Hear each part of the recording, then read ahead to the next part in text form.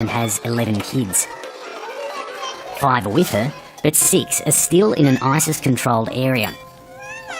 It's hard to imagine the family's trauma. What future does she see for them? المستقبل ما عم نفكر فيه بالمرة. يعني بدك تفكر بكرة ما عم تعرف بكرة شو بده يصير معك. من لحظة لحظة ما بتعرف شو بده يصير معك.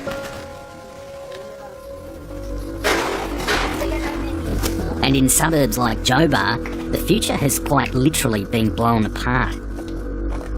Just 8 kilometres from central Damascus. I'm with government forces, and the enemy here isn't ISIS, but another militant group, Jaish al-Islam, or the Army of Islam. من فترة ما أنا بعيد يعني كثير. المسلحين طلعوا من هالنقطة هون والنقطة اللي قدامنا هون وتم التعاون والحمد لله كبدناها خسائر فاتحة كبيرة كثير. The militants here are frighteningly close. القتال على بعض هون أحيانا بالأمطار عليكم. It makes filming here virtually impossible.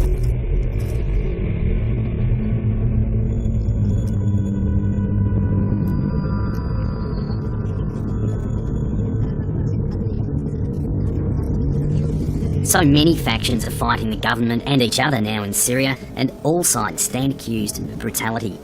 It's been called a post-apocalyptic nightmare. At times, the militants have held this area till they were beaten back, but not very far. I'm hoping they don't make another charge anytime soon. This is literally the front line of the Syrian civil war, and we're told that the rebel groups could be between 20 and 50 metres away. But most disturbingly, could also be anywhere underground. There's a nest of tunnels in this complex, and they don't know precisely their location at any given time. مقاتل تحت دايم صديق نازل فوق هون تحت الأرض My frontline guide is Colonel Ahmed Zaka. The first thing that strikes me is how battle-weary he looks. هلا هون واقف على مكان يوجد مقاتل تحت الأرض. He spent just 2 days at his own home in the past 14 months. He says his men are Sunni, Shia and Christian, fighting together, non-sectarian, which he says reflects the country's past and he hopes its future. Like any soldiers, it's thoughts of home and family which unite these battle-hardened fighters. في واحد من المقاتلين بشكل عام ما راح حدا يهناله قاعدة في بيته أو في وسط أهله إلا تعود البسمة على وجه وتم كل طفل سوري.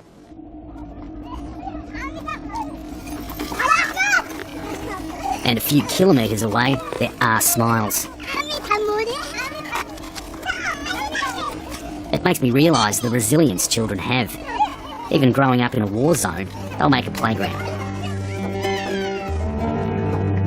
People are actually living in the rubble. This mother of 6 was driven out in a rebel assault, but with nowhere else to live, the family returned to what's left of their old home. ما في حياة هون. ما في حياة أبداً. معدومة الحياة. زبالة، قمامة، وسخ، قوارض، فئران، جرادين، حشرات. شيء مرعب. And from this to this. For those who can afford it, and just 15 minutes from the fighting, beer, wine and spirits flow in busy bars and clubs. It could be Ibiza, even Melbourne, but scenes like this will disappear if the Islamist militias take control of the country. Shops and cafes are busy too. At times you can hear the mortars in the distance, but nothing disturbs a hard-fought game of backgammon. It's clear many people here have learned to live with the surreal. This is nice. This is Damascus tablecloth furniture, and this is you can use it double face, one for Sunday, one for Monday. For 40 years, Papa Joseph has sold fine cloth and antiques, but he says 5 years of war have all but ruined him. We have no business because we deal by foreign people, tourists, you see. And from 5 years, no business. Yeah. Do you feel sad? Is that what's happening? Of course. Everybody, not me, all the people. No business, no work, no nothing, It's very bad situation for all Syria.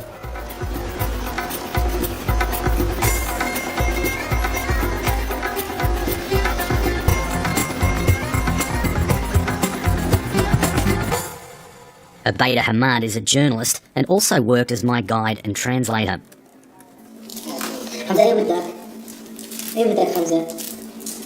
Unlike many, the father of two is determined to stay. No matter how bad it gets, this is home. Homeland is not a motel. If you don't like it, you can change it. It's a homeland. It's something in your blood, in your genes. But little Hamza's drawings show this war scars every child. At 7, he's already learning the curriculum of combat. This is a soldier. This is a tank. This is a Katyusha. This is a car. Where is the gun? This is a gun.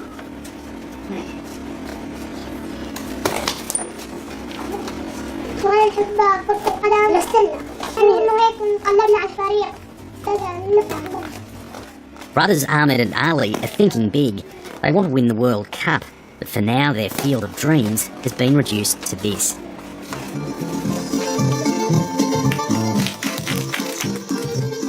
It's easy for children to be robbed of learning when the adults are at war. Hundreds of schools are destroyed and 2 million children without education. So centres like this are vital, and the focus is on learning.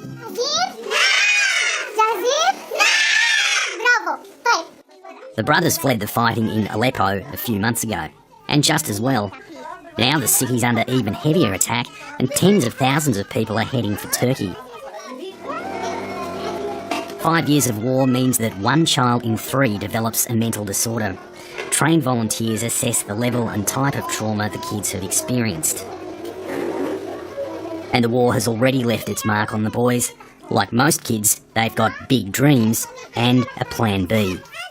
أنا يمكن ما عجبتنا المهندس اللي يصير ضابط بدي يدعس على هدول داعش. يعني مقتله بدي أدعس على الطاعين الروس. The words are pretty confronting, but in this mess, a sober reminder of innocence stolen. Many of these children have also witnessed unspeakable horror. It's the last place I expect to hear La Bamba. The power of music is a healing force. The war, it will end one day, and I hope very soon. And in future, you'll make new Syria. You'll make your country much better, and they believe in this idea. In the background, President Assad smiles down, but he and his forces stand accused of ending many young lives. In this country of chaos and war, with atrocities on all sides, there's a very different message here. لازم نحب نضل أخلاقها ما في شيء. ترجع الأمور مثل ما كانت من قبل. Are you afraid of anything? What did you think when you first saw kids playing like this? It freaked me out.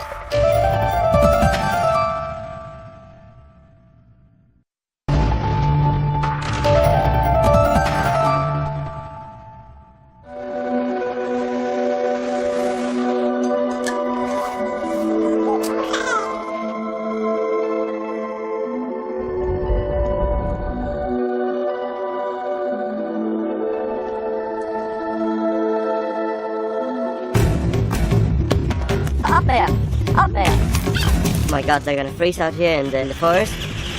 I was very worried about the water. Once in a while, there's a child. I'm freezing. What did you think when you came from England and you first saw kids playing like this? It freaked me out.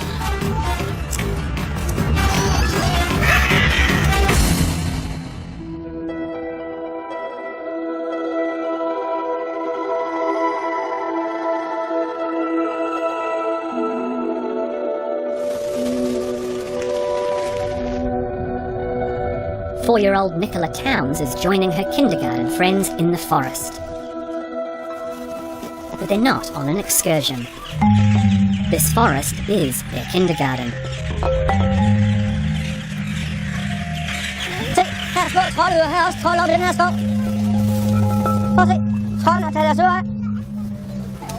It's freezing today, only 5 degrees. But even when it's raining, snowing or minus 20 degrees, you'll find these children playing and learning outside. Den er kolder der. Så her bor de inde under om vinteren. Så sådan der så insekter på dem selv. De kan bo inde under barken. It might sound extreme, but it's not unusual in Denmark, where 10% of the preschools, about 500 of them, are forest kindergartens. They're run by pedagogues like Johan Leigård, someone with a university degree in human development. Nej, hvad gør vi så? Hopper I bare ned her, eller hvad? I løber bare.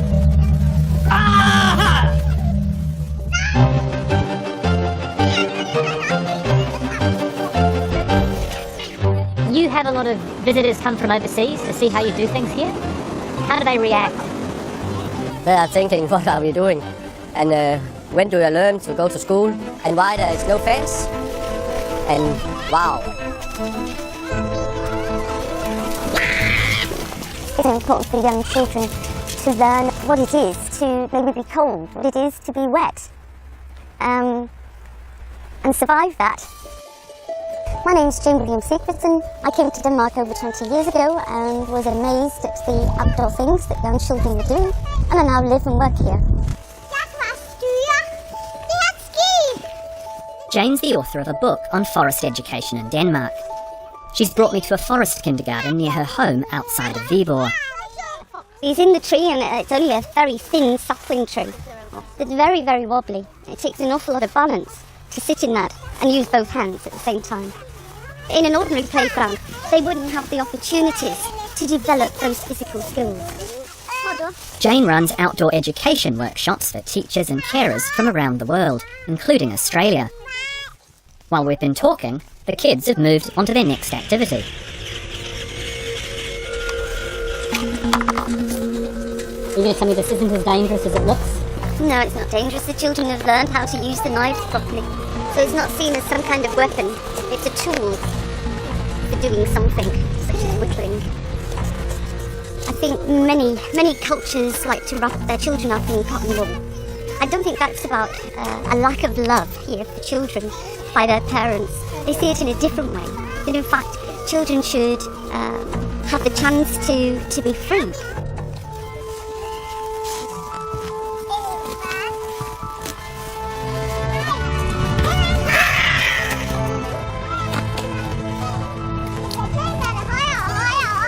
So what's your approach to safety here? You have to use your brain. And if you trust that the kids, they can take care of themselves. Mate, are you afraid of anything?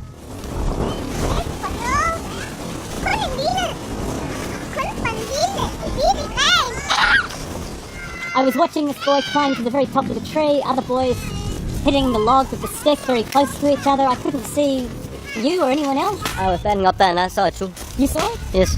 You weren't worried? No. That's a part of the play, almost every day. And they learn to be careful. Sometimes they hit, yes, they got a little accident. But that's the way to learn. Only once I have to drive to the hospital with a boy with a big injury in 17 years. So I'm not worried. And what was the injury? It was a parent who drove over a foot of a kid.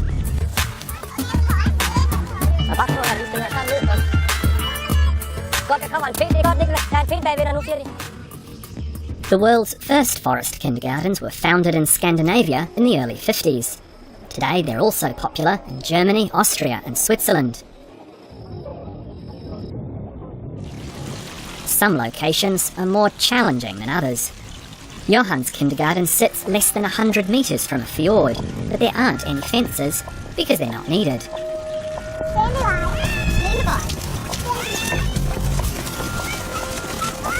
Why do you stop here, Carl? Fordi her må vi ikke gå. Man skal have en pædagog med deroppe fra, inden man går over.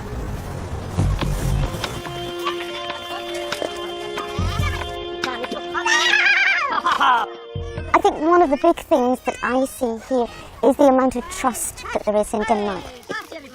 There is no formal inspection of kindergartens. There's no one that comes round and checks out that you're doing what you should be doing.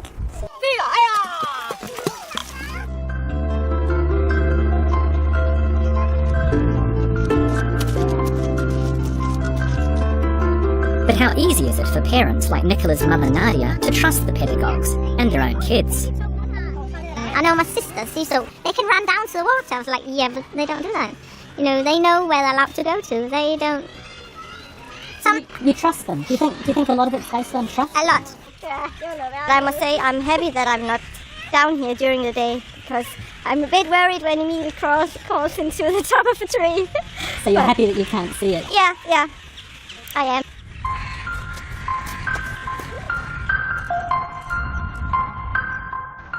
At Nadia's house, I meet her husband, Paul.